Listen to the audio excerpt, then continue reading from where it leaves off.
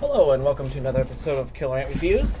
Today we'll be talking about the book Great Horror Stories, which is 101 short horror stories from various authors. Some are kind of classic and some not so much. This book I actually picked up at Barnes & Noble for about $8. You can tell right there. Overall, it's just average. There is a lot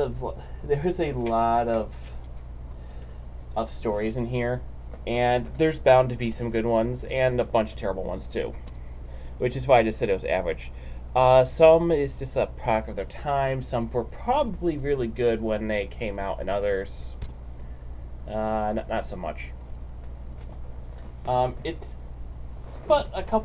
there was a couple of like good ones.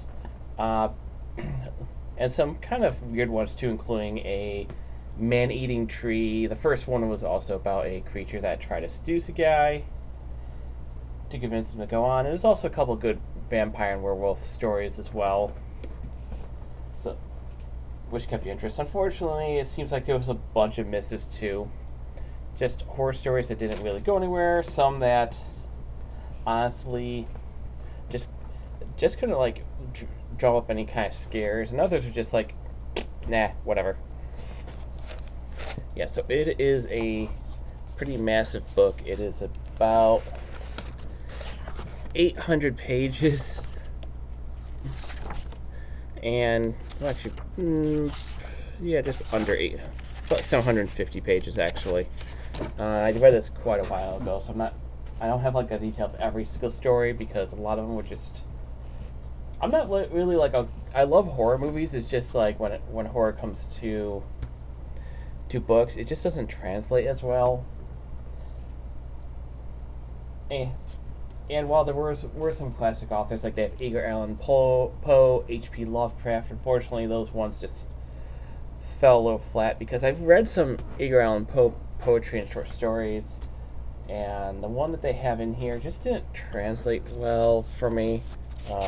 H.P. Lovecraft was never really a good author. He had some good ideas. Where is it? As you can tell, there's a ton,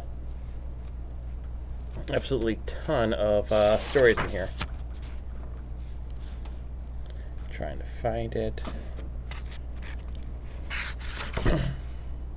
You got the music of Eric Zane, whatever, and you got Hot Frog, which was more weird than horror, and it kind of got annoying. So what would I rate this book? Just a straight 5 out of 10. Like I said, it's not the worst book. There were some good stories mixed in there, and some were just like meh. There's also a few other stories that the plot was kind of meh, but they actually ended up wrapping up really nicely with something actually pretty scary or tense. But yeah, that's about it. Not really a long review. This one just read a while ago, and I thought like, okay, I'll pick it for $8. No, for $8 for a huge book like this, it was actually a pretty good value. But unfortunately, just not all horror stories translate well.